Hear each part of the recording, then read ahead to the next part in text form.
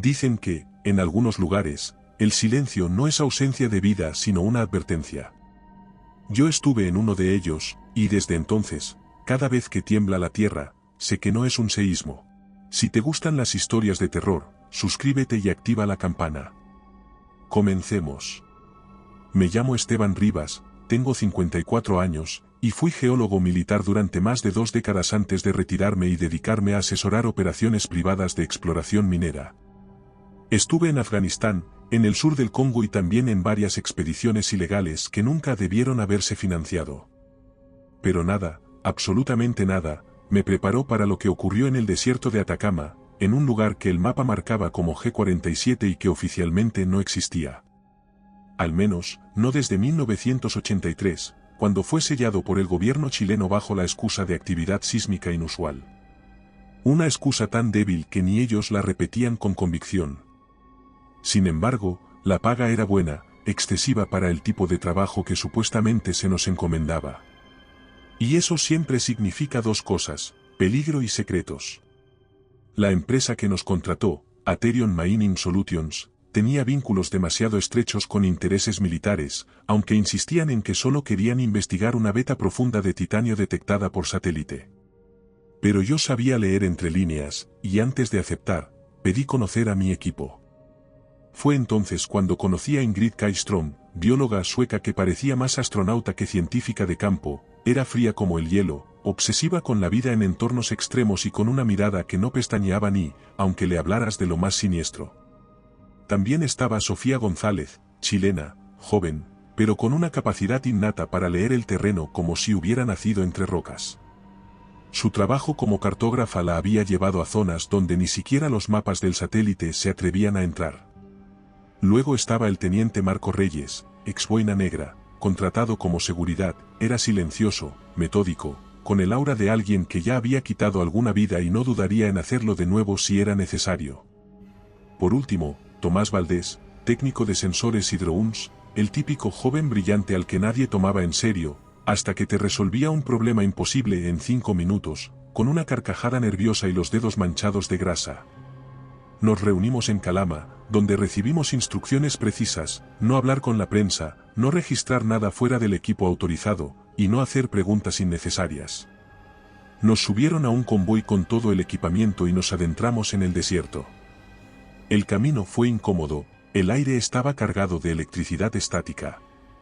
A media tarde se levantó una tormenta de arena y estuvimos a punto de perder una camioneta cuando una ráfaga de viento la desvió hacia una zanja. El motor dejó de funcionar por unos segundos, y todos sentimos como el suelo vibraba, no como un seísmo, sino como una respiración profunda que venía desde abajo. No duró más que un segundo, pero todos lo notamos. Incluso Reyes levantó la cabeza como si estuviera en territorio enemigo. Y en ese momento entendí que estábamos entrando en un lugar donde la lógica no tenía cabida. Al llegar a la zona designada, no había marcas, ni caminos, solo una planicie vacía con una grieta abierta en el centro, tan negra que parecía absorber la luz del sol. Allí montamos el campamento, clavamos los sensores en un terreno tan poroso que parecía hecho de cenizas endurecidas. El GPS no funcionaba bien, los relojes digitales se desincronizaban, y las brújulas giraban de forma errática, era como si la misma Tierra quisiera desorientarnos. Y aunque no lo dije en voz alta, pensé que ya era demasiado tarde para echarse atrás. Estábamos dentro del perímetro G47, y lo que fuera que vivía bajo ese suelo ya sabía que habíamos llegado. La primera noche en ese lugar fue una mezcla extraña de ansiedad contenida y silencio artificial. Nos pusimos a montar las carpas, las pusimos en semicírculo, dejando el equipo en el centro, como si inconscientemente estuviésemos construyendo una barrera, aunque la grieta estaba a más de 100 metros. Todos dormimos de espaldas a ella, como si nos negáramos a la posibilidad de darle la espalda a lo desconocido. El aire era más cálido de lo normal para esa altitud, y el suelo irradiaba una tibieza que no era normal, como si debajo se escondiera una fuente de calor viva. Ingrid fue la primera en mencionarlo, dijo que había estado en volcanes activos, en respiraderos hidrotermales en Islandia, y que nunca había sentido algo así, que ese calor no era producto de fricción, ni de magma, sino por transferencia biológica, como si algo exhalara desde abajo dijo. A mí se me revolvió el estómago cuando lo escuché, porque eso implicaba que no estábamos asentados sobre roca, sino sobre una especie de membrana térmica viva. Mientras tanto, Tomás instalaba los sensores sísmicos alrededor de la grieta. Eran pequeños cilindros que transmitían lecturas en tiempo real a su tableta. Sofía marcaba las coordenadas y trazaba manualmente un mapa, porque los GPS seguían comportándose como si estuviéramos dentro de un campo magnético distorsionado. A eso de las 11 de la noche, nos reunimos frente a la fogata. El teniente hacía guardia y no era muy hablador, pero de vez en cuando levantaba la cabeza y barría el perímetro con la mirada, como si esperara que algo rompiera la oscuridad en cualquier momento. La bióloga se mantenía apuntando sin parar en su libreta. Mientras yo trataba de convencerme de que lo que sentía no era miedo, sino tensión profesional, pero la verdad es que había algo allá afuera, algo que no podía ver, pero que lo sentía bajo la piel. A eso de la 1 de la madrugada, todos oímos al mismo tiempo un sonido metálico, profundo, que venía desde la grieta, como si alguien arrastrara cadenas enormes sobre una superficie de piedra, pero no hacía viento, ni había animales, ni eco que justificara ese ruido. El técnico corrió a revisar los sensores, pero no había actividad sísmica en curso. Sin embargo, su rostro cambió al ver la pantalla. Uno de los sensores registraba microvibraciones rítmicas. No lo entiendo, no es un patrón natural, dijo. Se repite cada 42 segundos como un pulso, o como una señal. La cartógrafa intentó comunicarse con la estación a través del satélite para sincronizar el mapa térmico, pero la antena estaba apagada sin causa aparente. Todos los demás equipos funcionaban, menos la transmisión.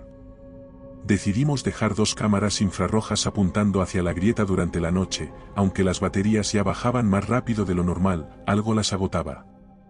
Entonces aún no lo sabíamos, pero ya estábamos alimentando a lo que dormía abajo.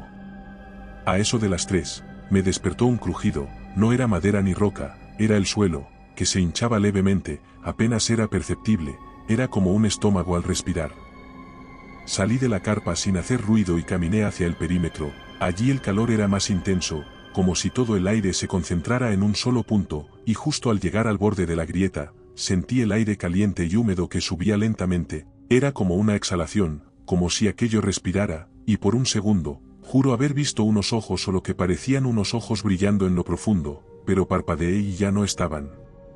No dije nada al volver al campamento, solo me senté en la oscuridad, con la escopeta sobre las rodillas, y esperé que amaneciera con los dedos temblando y la certeza de que habíamos despertado algo que nunca debió ser molestado. Apenas amaneció, y digo apenas porque la luz en G47 parecía filtrarse con dificultad, como si el sol mismo se negara a alumbrar ese trozo maldito de desierto. Tomás ya estaba despierto, revisaba los datos del sensor que había registrado el pulso subterráneo, y aunque la señal se había intensificado durante la madrugada, se detuvo de golpe a las 3:47 de la mañana, como si algo se hubiese apagado de forma súbita o simplemente hubiese cambiado de posición en las profundidades. Ingrid, más pálida que de costumbre y aferrada a su libreta como si fuera su ancla, murmuraba cosas ininteligibles sobre simbiosis térmica y organismos adaptados a la oscuridad absoluta, mientras Sofía trataba de triangular la posición exacta del epicentro térmico, aunque sus mapas no coincidían con ninguna geografía lógica, ya que el terreno se desplazaba en variaciones mínimas que desafiaban toda explicación geológica tradicional, como si la Tierra se reconfigurara constantemente a voluntad propia. A media mañana, decidimos lanzar el primer dron por la grieta, uno de los modelos Mantis, equipado con cámara infrarroja, foco LED y capacidad para volar en espacios estrechos, que el técnico operaba con precisión quirúrgica mientras el pequeño aparato descendía lentamente por la abertura negra, al principio sin mostrar nada fuera de lo común, apenas paredes húmedas con vetas minerales irregulares, oscuras y densas, hasta que, a unos 40 metros de profundidad, la señal comenzó a parpadear. Y la imagen se fue brevemente a negro, lo que nos hizo contener la respiración por unos segundos que se estiraron como minutos. Este relato es similar a los que hay en nuestro libro en Amazon. Si quieres más historias como esta, encuéntralo en la descripción. Cuando la imagen volvió, lo que apareció en pantalla nos dejó completamente helados. El dron se había metido en una cámara subterránea de proporciones anormales, una cavidad enorme que no podía haberse formado de manera natural, cuyas paredes, en lugar de roca, parecían estar recubiertas por una costra mineral que imitaba tejido orgánico. con texturas casi epidérmicas y una superficie que parecía latir en cámara lenta, como si toda la estructura respirara. Más allá de lo grotesco, lo que veíamos resultaba antinatural, imposible de clasificar, y lo que lo volvía aún más inquietante eran las marcas, enormes surcos tallados o más bien arrancados con violencia de las paredes internas, que parecían haber sido producidos por garras o extremidades descomunales, todas dirigidas hacia una grieta aún más profunda y estrecha en el fondo de la cámara, como si aquello que estuvo dentro hubiese intentado escapar una y otra vez sin lograrlo. La bióloga, con la mano temblorosa sobre la boca, dijo que aquello no podía ser una formación geológica, que las paredes no eran estáticas, que ese lugar había estado vivo o tal vez aún lo estaba, mientras Reyes mantenía el arma lista sin decir una palabra, aunque la rigidez de sus hombros y la manera en que sus ojos no se despegaban de la pantalla decían todo lo que no expresaba en voz alta. Yo, por mi parte, sentí un calor punzante que me subía por la columna, una sensación de vértigo mezclada con un miedo atávico, de esos que no se piensan sino que se reconocen instintivamente, como si algo primitivo dentro de mí supiera que debíamos salir de allí cuanto antes, pero también comprendí que ya era tarde, porque mientras el dron flotaba sobre la cámara, la luz del foco captó un movimiento en la penumbra, una sombra fugaz que se desplazó con una velocidad imposible para cualquier criatura conocida, tan rápido que la imagen se distorsionó. Un segundo después, la señal se cortó con un chillido mecánico que nos hizo retroceder como si algo nos hubiera gritado directamente al oído. Los motores del dron se apagaron sin previo aviso y la transmisión desapareció por completo, dejando la pantalla en negro y a nosotros en un silencio que pesaba como una sentencia, y aunque por protocolo debíamos haber suspendido la misión, nadie lo propuso, nadie lo mencionó siquiera. Nos alejamos de la grieta con más preguntas, no sabíamos qué había sido eso que habíamos visto, ni el motivo de que el dron, en perfecto estado, dejara de funcionar. Tomás no paraba de decir que lo había revisado antes de que bajara. El resto del día transcurrió con una calma tensa, revisando el equipo restante y ajustando los sensores, pero con una sensación nueva, más densa que el calor o el polvo, una inquietud que nos rodeaba como un manto, como si algo hubiese cambiado de manera irreversible en el equilibrio del lugar. Al anochecer, mientras conectábamos las sondas para un segundo intento de exploración, descubrimos que uno de los trajes térmicos había desaparecido y que la cuerda de descenso había sido desplazada. Seguimos las huellas con las linternas hasta el borde de la grieta, donde encontramos la linterna del técnico aún encendida, apoyada junto a una ancla clavada en la roca. Le llamamos a gritos, descendimos unos metros, y no hubo respuesta. Lo único que recibimos a cambio fue un silencio tan profundo que dolía en los oídos, un silencio apenas roto por un sonido de estática, una ráfaga de aire caliente que nos golpeó el rostro con una textura casi líquida y un reguero de líquido rojo que emergía desde la grieta como si algo hubiese arrastrado un cuerpo desde las profundidades, manchando las rocas con una línea irregular, rota, interrumpida por los fragmentos del dron aplastado como si una mano descomunal lo hubiese agarrado con brutalidad. Ingrid gritó, pero no fue un grito de miedo sino de rabia, una furia contenida que se desbordó al ver los restos del dron entre los fluidos y los huesos, y aunque buscamos durante horas, Tomás no volvió, nunca encontramos su cuerpo, solo una mancha que se extendía lentamente hacia la superficie, como si algo la empujara desde abajo, como si aquel abismo se hubiese cobrado su primera víctima y ya estuviera esperando la siguiente. El amanecer del cuarto día fue denso como alquitrán, y no lo digo en sentido figurado sino literal, porque al salir de la carpa para revisar el perímetro, el aire se sentía espeso, caliente, saturado de algo que nos envolvía como una piel ajena, como si ya no estuviéramos en el desierto, sino en el interior de un organismo gigantesco, respirando con nosotros atrapados en su interior. Una niebla baja cubría el terreno, no blanca ni húmeda como las brumas comunes, sino teñida de un tono amarillento con partículas en suspensión que, al ser analizadas, resultaron ser cristales microscópicos de un compuesto mineral que la bióloga no pudo clasificar por completo, pero que reaccionaba al calor corporal como si el propio suelo fuera consciente de nuestra presencia, como si nos identificara, nos midiera y nos reconociera como cuerpos vivos, calientes, vulnerables. Sofía, que hasta entonces se había mantenido firme, apenas podía sostener el bolígrafo mientras intentaba actualizar el mapa, aseguraba que las líneas del terreno ya no coincidían con las del día anterior, y que las referencias naturales se estaban deformando, como si la geografía misma estuviera en movimiento, reorganizándose con una lógica que no respondía a placas tectónicas ni a actividad volcánica, sino a algo diferente, como a una voluntad subterránea, a un diseño que cambiaba para confundirnos o quizás para protegerse. Reyes patrullaba en silencio, con la mirada perdida en un punto más allá de las carpas, sin hablar desde que encontramos el rastro del técnico, con los ojos oscuros, ausentes, como si una parte de él hubiese quedado atrapada en el borde de la grieta, esperando que algo subiera para llevárselo también, como si ya supiera algo que los demás ignorábamos. Yo intentaba mantener la calma revisando los registros sísmicos de los sensores que Tomás había dejado conectados antes de desaparecer, buscando algo a lo que aferrarme, alguna lectura que me ofreciera una explicación técnica, racional, algo que pudiera reducir esa angustia a números y gráficos, pero lo que encontré fue peor, una secuencia de impulsos que se repetía cada vez que alguno de nosotros se acercaba al borde de la grieta, un patrón rítmico, medido, que no respondía a actividad tectónica sino a una especie de diálogo, una llamada y respuesta que parecía activarse con nuestra presencia, como si lo que estuviera abajo supiera que estábamos allí, y hubiera comenzado a comunicarse o a prepararse. Gracias a nuestros miembros podemos seguir contando estas historias. ¿Quieres apoyar el canal? Encuentra cómo hacerlo en la descripción. Al mediodía, Ingrid nos llamó desde la zona sur del perímetro, donde los sensores térmicos habían registrado un aumento súbito de temperatura en una zona que, hasta el día anterior, había estado completamente inactiva, un pequeño montículo de piedra calcinada que parecía hervir desde dentro. Nos pusimos a excavar con cuidado y no tardamos en encontrarlo, un fragmento de exoesqueleto semienterrado, de textura rígida pero flexible, tenía un color gris verdoso, con una forma que recordaba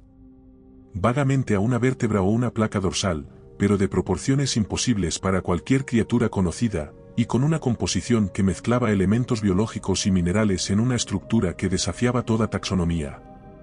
Lo más inquietante, sin embargo, eran las marcas que presentaba a lo largo de uno de los bordes, no era de desgaste natural ni de erosión, sino marcas de garras, de colmillos, como si hubiera sido atacado por otra criatura similar, o peor aún, como si fuera señal de canibalismo, como si esas cosas lo que fueran se hubieran devorado entre sí en algún tipo de batalla subterránea por el territorio, por comida o simplemente por instinto. Más tarde, explorando un barranco hacia el oeste, la cartógrafa gritó desde el fondo de una oquedad que parecía un sumidero natural. Bajamos de inmediato, y lo que encontramos allí dentro aún me cuesta describirlo sin que la garganta se me cierre, eran huesos humanos, muchos, blanqueados por el paso del tiempo, algunos calcinados, otros intactos, con uniformes militares de los años 80 cubriendo parcialmente los restos, aún se leían nombres en las chapas oxidadas, insignias del ejército chileno, junto a equipos antiguos, sensores analógicos, emisores de radio, mochilas vacías y una caja metálica con el escudo del ejército y marcas de contención interna, como si alguna vez hubiera transportado algo extremadamente peligroso.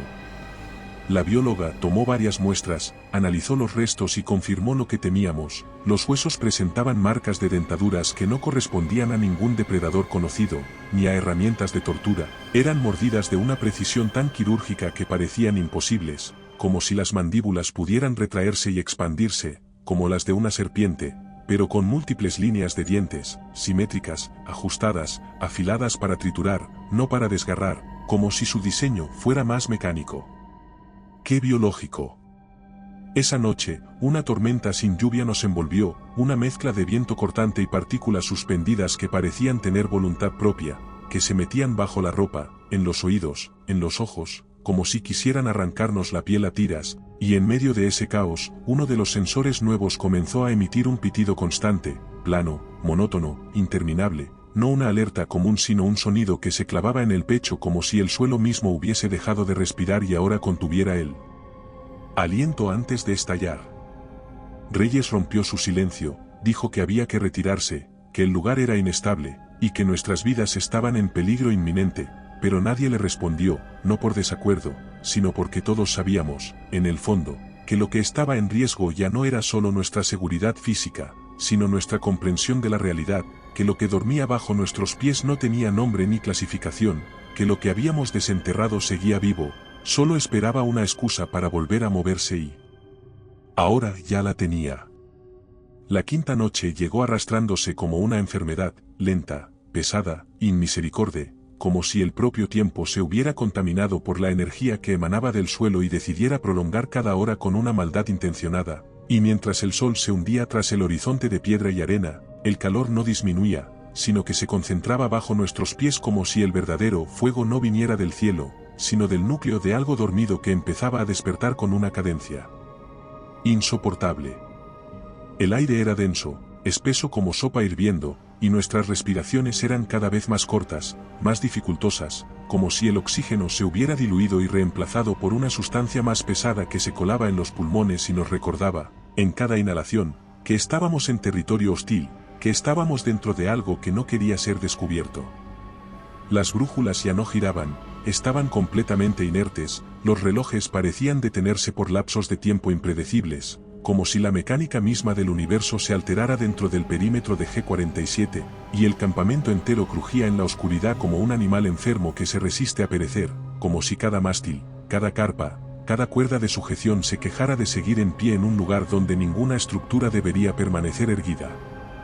Ingrid no dormía desde hacía 2 noches, pasaba las horas escribiendo notas sin detenerse, comparando muestras, observando a través de filtros térmicos un mineral que ahora mostraba una fluorescencia leve, casi imperceptible pero persistente, como si hubiera comenzado a desarrollar una propiedad fotosintética inversa, adaptada no a la luz, sino a la oscuridad total, como si se alimentara de calor residual o, peor aún, del calor biológico de nuestros cuerpos. Sofía estaba nerviosa, mucho más que en días anteriores. Recorría el campamento con el mapa en las manos, murmurando entre dientes que las líneas del terreno ya no coincidían, que las coordenadas eran inútiles, que las referencias geográficas se curvaban y se alejaban entre sí como si el propio desierto se estuviera fragmentando desde dentro, como si fuéramos hormigas caminando sobre una piel viva que se contraía a voluntad para confundirnos. Reyes no hablaba, simplemente permanecía sentado frente a la grieta, con el fusil apoyado sobre las piernas y los ojos vacíos, no de miedo, sino de certeza, como si ya hubiese visto lo que vendría, como si esperara a la criatura que se lo llevaría, sabiendo que no tendría forma de detenerla ni intención de huir, como si se hubiera resignado a su destino con la calma sombría del soldado que acepta su última misión.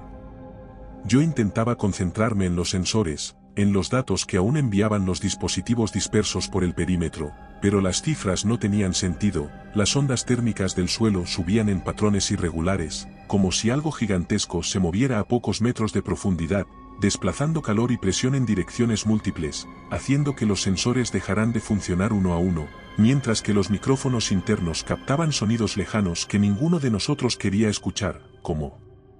si las piedras hablaran en una lengua que solo el miedo podía traducir.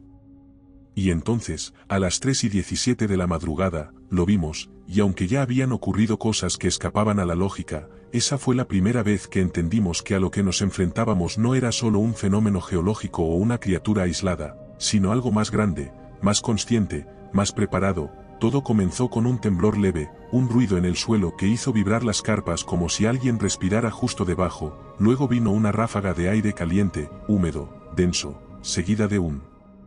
silencio tan profundo que ni el viento se atrevía a moverse. Y allí, entre la bruma térmica que emanaba del abismo, apareció. Al principio no supimos si era real, parecía una sombra líquida que se deformaba al contacto con el aire, una figura que no debería existir, que se desplazaba como un fluido suspendido entre dos realidades, pero luego, cuando se irguió por completo y sus ojos se encendieron como carbones ardiendo desde dentro, comprendimos que aquello estaba allí, que no era un mito, ni una alucinación, ni una proyección de nuestras mentes agotadas, sino una criatura real, un ser nacido para moverse en la oscuridad y sobrevivir a condiciones que ningún organismo conocido podría soportar. Caminaba sobre 2 piernas gruesas, articuladas, cubiertas por una piel opaca que parecía húmeda y escamosa al mismo tiempo, su torso era delgado pero alargado, y su cabeza era desproporcionada, carecía de facciones visibles salvo por los ojos, las 2 esferas negras que no emitían luz, pero que reflejaban la nuestra con una intensidad antinatural que dolía en los huesos, como si su sola presencia alterara la frecuencia del entorno, como si su existencia fuera una disonancia dentro de nuestra percepción de la realidad. Sus brazos eran largos, demasiado largos, y terminaban en extremidades que se abrían en garras retráctiles, curvas, afiladas como cuchillas, y a su alrededor, el calor aumentaba, y hacía que el aire se curvara y la atmósfera se distorsionaba como si la física misma dejara de existir a su paso. La bióloga murmuraba que no era un animal, que era un depredador adaptado a la caza térmica, que su evolución no era fortuita sino dirigida, diseñada para cazar en la más absoluta oscuridad, atraído por la fuente de calor más intensa, y que nosotros allí, en medio del desierto, rodeados de sensores, generadores y cuerpos transpirando éramos lo más cálido en kilómetros a la redonda. El teniente se levantó con la lentitud solemne de quien ha aceptado su papel, levantó el fusil, apuntó sin titubear, pero la criatura no se movió, solo lo observó, como si evaluara la distancia, calculando el momento exacto, y entonces lo entendí. No tenía miedo, tenía hambre. Si te gusta este relato, en nuestro libro encontrarás muchas más historias como esta. Cuando él disparó, la criatura se desvaneció de la vista como un parpadeo, no corrió, no saltó, simplemente desapareció, y medio segundo después, el grito llegó, no uno de dolor, sino de furia, de impotencia, de pánico absoluto. Nos dimos vuelta y vimos a Reyes siendo arrastrado hacia la grieta por una fuerza descomunal, sus botas dejaron 2 surcos profundos en la arena, disparó 3 veces más y luego solo quedó el eco. Cuando llegamos al borde, ya no estaba, solo estaba su arma partida a la mitad, y un pedazo de tela empapado en un líquido espeso que no era de él, sino algo más denso, más viscoso, como si la criatura lo hubiese cubierto con una baba corrosiva antes de arrastrarlo a su mundo. Sofía no paró de llorar, Ingrid no pronunció ni una sola palabra, y yo me quedé sentado hasta que el sol salió, con la mirada fija en la grieta y el zumbido en los oídos, porque ya no había dudas, ya no quedaban explicaciones racionales. Lo que habíamos visto no era una aberración ni una coincidencia, era parte de algo más grande, de una especie adaptada al subsuelo, una civilización enterrada, y lo peor no era que existiera, lo peor era que, en algún momento del pasado, alguien había intentado controlarla. Durante la mañana del 6º día, el campamento parecía una trinchera en plena retirada, no por falta de suministros ni por las condiciones extremas, sino por una sensación colectiva, visceral, de que aquello que dormía bajo la tierra ya no dormía del todo, de que su atención había sido atraída hacia nosotros, no como observador, sino como cazador paciente que ha identificado su presa y solo espera el momento justo para atacar con precisión quirúrgica. La cartógrafa apenas hablaba y no se separaba de su libreta, dibujando líneas erráticas que ya no correspondían a mapas sino a fragmentos de túneles que ella veía en su mente, estructuras que no existían en la superficie, como si su mente intentara representar algo que no podía comprender del todo pero que percibía en lo más profundo de su conciencia, una especie de eco mental que se manifestaba en trazos nerviosos y en murmullos que nadie lograba descifrar del todo, pero que transmitían un mensaje claro: la tierra estaba hueca, pero no vacía. La bióloga se volvió aún más meticulosa, recogía muestras del suelo cada 20 metros, analizaba fragmentos de roca que no le parecían naturales, algunos con vetas que latían bajo ciertos espectros de luz, otros que mostraban reacciones bioeléctricas débiles, como si el terreno entero no fuera mineral sino tejido petrificado, como si camináramos sobre los restos de algo gigantesco, enterrado hace siglos y aún parcialmente vivo, resistiéndose a la putrefacción y al olvido. Y yo ya no buscaba explicaciones, porque las lecturas de los sensores eran inestables, las frecuencias se superponían, y las ondas térmicas se entrelazaban como un lenguaje cifrado que hablaba de movimientos subterráneos en múltiples direcciones, de cavidades que se expandían, de espacios que se abrían y cerraban como pulmones dentro de la piedra, como si el terreno se contrajera al ritmo de un corazón enterrado más profundo de lo que podíamos alcanzar con nuestras herramientas y mucho más antiguo de lo que cualquier datación podría revelar. Ese día, Ingrid insistió en explorar una depresión al norte del campamento, una zona que había mostrado actividad térmica intermitente desde la desaparición de Reyes, y aunque Sofía y yo preferíamos no alejarnos, sabíamos que ya no teníamos otra opción, que lo único más peligroso que adentrarse en la oscuridad era quedarse allí sin hacer nada, esperando a que la oscuridad viniera a por nosotros. Preparamos un descenso rápido, con cuerdas, linternas y sensores portátiles, y nos internamos en una abertura que se había formado la noche anterior, como una herida nueva en el cuerpo del desierto, una grieta irregular que descendía en espiral hasta un túnel completamente negro. No había corrientes de aire, ni sonido, y tampoco vida a la vista, pero sí una humedad pegajosa que se adhería a la piel como si fuera un fluido orgánico filtrándose desde la piedra. El túnel tenía una forma inusual, no era una cavidad natural ni un derrumbe de la roca, era un pasillo esculpido, tallado desde dentro, con paredes curvas que mostraban marcas simétricas. No estaba hecho con herramientas humanas sino con fricción biológica, como si algo hubiera pasado por allí cientos, miles de veces, dejando surcos suaves, repetidos, pulidos por el paso constante de cuerpos gigantescos, con extremidades múltiples o piel abrasiva, diseñados para arrastrarse entre la roca con precisión mecánica y una eficacia monstruosa. Avanzamos en silencio durante más de una hora, con los sensores marcando una temperatura constante, pero con la presión aumentando a cada paso, como si estuviéramos descendiendo hacia el núcleo de algo, no de la Tierra, sino de una estructura viva, latente, que nos observaba desde cada recoveco sin mostrarse aún por completo, esperando el momento en que nuestra curiosidad se convirtiera en condena. Y entonces lo vimos.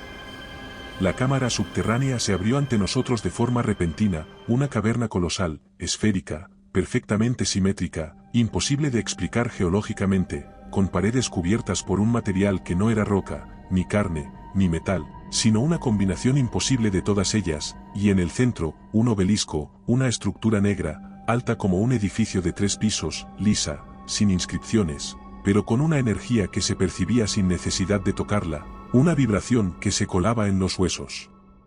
Y hacía que dolieran, como si emitiera una frecuencia que solo los organismos vivos podían sentir, como si estuviera comunicándose a un nivel celular.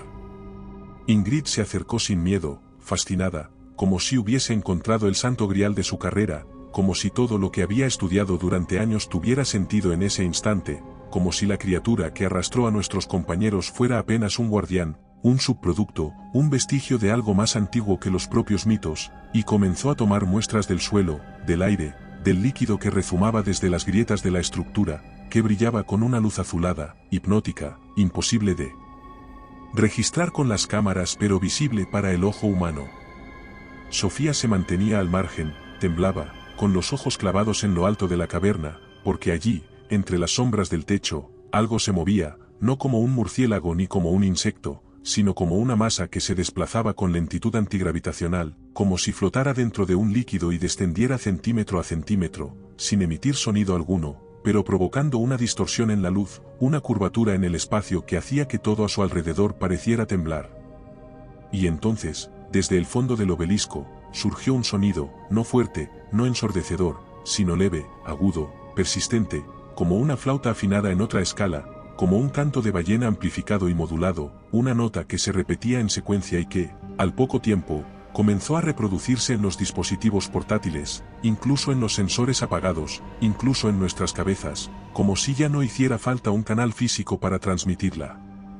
La bióloga dijo que era un código, un patrón, una señal biológica que operaba en una frecuencia ancestral, más allá de las palabras, más allá de la lógica, que aquello era un mensaje, no para nosotros sino para lo que aún dormía, y que nuestra presencia había activado algo que llevaba siglos esperando una señal para reanudarse, algo que se había detenido pero que aún vivía, algo que había sido encerrado, sepultado, exiliado y que ahora sabía que estábamos allí. Y cuando giramos para retirarnos, la entrada por donde habíamos descendido ya no estaba. Si has llegado hasta aquí, te agradecemos tu apoyo. No olvides suscribirte para más relatos como este. Nos llevó algunos segundos entender que el túnel de entrada había desaparecido, no se había cerrado ni se había bloqueado por un desprendimiento como sería de esperar en una formación natural, sino sencillamente no estaba, como si nunca hubiese existido, como si la caverna se hubiera reconfigurado, cerrando su única salida con la naturalidad de un organismo que detecta una intrusión y reabsorbe su abertura para contenerla, como si fuéramos una infección que debía ser aislada, observada o eliminada. Sofía se derrumbó contra la pared más cercana, con la espalda pegada a la roca y la mirada perdida, murmurando entre dientes frases que ya no tenían estructura, como si una parte de su mente hubiese comenzado a disolverse ante lo inexplicable, mientras Ingrid permanecía de pie frente al obelisco, ajena a todo, como si una parte de ella siempre hubiese esperado ese momento, como si no se sintiera atrapada sino escogida, como si lo que estaba ocurriendo no fuera una tragedia sino una revelación largamente esperada. Y yo con el corazón golpeando en las sienes y un sudor denso recorriéndome la espalda, trataba de mantener la calma, de pensar en las posibilidades de lo ocurrido, de evaluar si había una salida alterna, si se trataba de una ilusión óptica, de un gas alucinógeno, de una reacción psicoquímica provocada por la exposición a minerales desconocidos, pero ninguna explicación me convencía, porque las paredes no solo se habían cerrado, sino que habían cambiado de textura, de temperatura, de resonancia. Como si estuvieran vivas, como si el lugar completo estuviera respondiendo a nuestra presencia con un lenguaje que no comprendíamos y que, sin embargo, nos atravesaba los huesos como una advertencia o una bienvenida.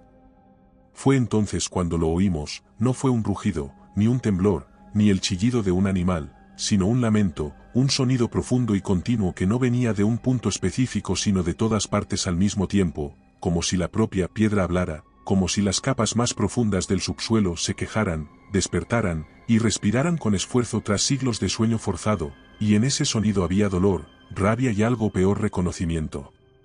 Sofía empezó a gritar, apuntaba con el dedo hacia el techo mientras intentaba retroceder sin saber hacia dónde, y al seguir su mirada lo que vimos nos dejó helados, un ojo gigantesco, inmóvil, incrustado en la pared superior, no un órgano funcional como el de un animal común, sino una abertura sensorial de otro tipo, algo diseñado para percibir calor, movimiento, intención, un ojo hecho no para mirar, sino para juzgar, y sabíamos que nos estaba evaluando.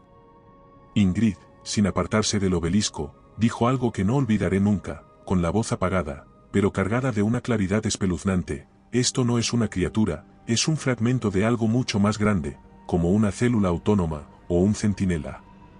Y mientras lo decía, el líquido azul que emanaba del obelisco comenzó a subir por las paredes como si tuviera voluntad propia, como si buscara caminos específicos antiguos, rutas marcadas desde tiempos remotos que volvieron a activarse al detectar energía biológica compatible. Yo grité para que corriéramos, pero ya era tarde. El suelo bajo nuestros pies vibró, no con la violencia de un seísmo, sino con la cadencia de un corazón latiendo, y entonces la superficie comenzó a abrirse, formando hendiduras que se expandían lentamente, revelando estructuras ocultas bajo la piedra, no mecánicas ni metálicas, sino estructuras vivas, huesos gigantescos incrustados en la roca, restos de criaturas enterradas hace milenios, cuerpos que parecían estar en proceso de regeneración, envueltos en una membrana traslúcida que latía al ritmo del pulso que ascendía desde el núcleo de la Tierra. La cartógrafa, incapaz de moverse, solo murmuraba una palabra una y otra vez, como un rezo al revés, como una plegaria para algo que no ofrecía salvación: Fenrir, Fenrir. Fenrir, y fue entonces cuando comprendí que aquello que estábamos presenciando no era un fenómeno aislado, ni siquiera un secreto militar, sino parte de algo mayor, de un experimento global, o tal vez de un error ancestral, de una excavación que había ido demasiado lejos, en algún momento del pasado, despertando cosas que debían permanecer enterradas para siempre. Ingrid ya no hablaba, sus ojos estaban fijos en el obelisco, como si de él recibiera una orden que no necesitaba ser traducida, como si una parte de su mente hubiese sido conquistada desde dentro por esa entidad o red biológica que comenzaba a activarse lentamente, con la paciencia de quien sabe que el tiempo no es un obstáculo sino un recurso. Yo me lancé hacia ella, la sacudí, le llamé a gritos, pero era como intentar rescatar a alguien que se ha ahogado por dentro, que ha entregado su voluntad por completo, y mientras trataba de sacarla de la caverna, sentí que el aire cambiaba, que el oxígeno se volvía espeso como el aceite, que la luz de las linternas ya no atravesaba la oscuridad, sino que rebotaba en superficies que no habíamos visto antes, superficies que se acercaban, que emergían de las paredes como si éstas se desprendieran, revelando formas bípedas, alargadas, con ojos diminutos que brillaban como carbones encendidos en la oscuridad. No eran uno ni dos, eran muchos y no venían a atacarnos, venían a recuperar algo que les pertenecía. No recuerdo con claridad cómo logramos salir de allí, solo recuerdo retazos, fragmentos sueltos de una huida que no tiene lógica ni estructura, un rompecabezas roto donde algunas piezas fueron arrancadas y otras jamás existieron, como si la memoria hubiese sido manipulada, intervenida, cortada con bisturí quirúrgico para evitar que lo verdaderamente importante llegara a la superficie. Sé que corrimos, que arrastré a la bióloga por un pasillo que no habíamos cruzado antes, uno que apareció donde antes solo había piedra. Sé que la cartógrafa se quedó atrás, gritando algo sobre una compuerta viva que se cerraba, que su voz se perdió en el eco de la caverna, que fue tragada por un rugido lejano que no pertenecía a una criatura, sino a toda la estructura respondiendo al cierre, como una garganta cerrándose tras ingerir a su presa. Lo siguiente que recuerdo es despertar en el desierto, a unos 500 metros del campamento, cubierto de polvo, con las manos desgarradas y sin señales de mis compañeros, sin equipo, sin sensores, sin linternas, solo yo, tirado como un despojo olvidado por algo que ya no tenía interés en mí, como si me hubieran escupido deliberadamente para que viviera con lo que sabía, o con lo que creía saber. Fui rescatado 2 días después por una unidad militar que no llevaba insignias, hombres sin nombres ni rostros, armados hasta los dientes y con una frialdad que hacía que el aire a su alrededor pareciera más denso. Me subieron a un helicóptero sin hablar, me vendaron los ojos, me inyectaron algo en el brazo. Cuando volví a despertar, estaba en una sala blanca, sin ventanas, frente a un hombre de traje gris que no me dijo su nombre, pero que conocía los míos, mis registros, mis misiones anteriores, incluso mis errores. Lo que ocurrió después es parte del silencio obligatorio que firmé bajo coacción, un documento de 16 páginas que aún es una carga sobre mi conciencia, un acuerdo de confidencialidad que prohíbe hablar, escribir o incluso pensar en todo lo relacionado con la Operación G47, una operación que, oficialmente, nunca ocurrió, en un lugar que no existe, con personas que, en su mayoría, han sido declaradas desaparecidas o fallecidas en accidentes distintos y sin conexión. Intenté contactar con las familias de Sofía y de Reyes, pero nunca obtuve respuesta. Sus nombres fueron borrados de los registros públicos, sus perfiles digitales fueron borrados, como si hubiesen sido arrancados de la realidad con una eficiencia que solo las agencias más sombrías del planeta podrían ejecutar. Ingrid sobrevivió, o eso creo, la vi una vez, cruzando un pasillo en el edificio del ministerio donde me hicieron firmar el acta, caminaba despacio, con el rostro inexpresivo, iba flanqueada por 2 guardias con uniforme negro, y aunque nuestros ojos se cruzaron durante apenas un segundo, vi en los suyos algo que me estremeció más que cualquier criatura subterránea, algo que no era humano, o que al menos ya no le pertenecía por completo. Si te está gustando este relato, suscríbete. Y recuerda que comentando nos ayudas a llegar a más gente, siempre os leemos a todos. Si no sabes qué comentar, siempre puedes poner misterioso en los comentarios. Desde entonces, he vivido con pesadillas constantes, con temblores en las manos, con un zumbido en los oídos que se activa con determinadas frecuencias, sobre todo cuando estoy cerca de ciertos aparatos electrónicos, como si algo dentro de mí se hubiera sincronizado con una señal que no puedo detener ni comprender del todo. He intentado contar esta historia antes, pero siempre pasa algo. Se cortan las llamadas, se borran los archivos, o desaparecen los respaldos, como si alguien o algo vigilara cada intento de divulgación y lo neutralizara antes de que cruzara el umbral.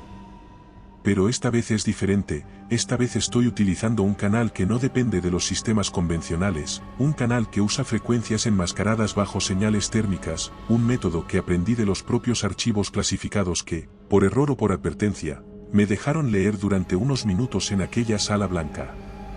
Y lo hago por una simple razón, lo que está enterrado en G47 no es único. Hay otras zonas marcadas con coordenadas similares, con nombres en clave que hacen referencia a dioses antiguos, a bestias mitológicas, a símbolos que no pertenecen a nuestra cultura sino a una anterior, una que existía antes del lenguaje y que aún duerme en lo profundo, esperando la señal adecuada para despertar. No sé si este mensaje llegará intacto, no sé si lo eliminarán o si me eliminarán a mí antes de que se difunda, pero tengo la esperanza o la necesidad de que alguien lo lea, alguien lo escuche, alguien lo comprenda, porque todo lo que enterramos, tarde o temprano, vuelve. Tal vez esta historia haya terminado, pero muchas más te esperan. Aquí tienes otra que no deberías oír a solas. Si prefieres relatos más breves, visita nuestro canal de relatos cortos. Y si quieres llevar el terror contigo, nuestro libro en Amazon tiene historias exclusivas. Buenas noches, desde Terreno Misterioso.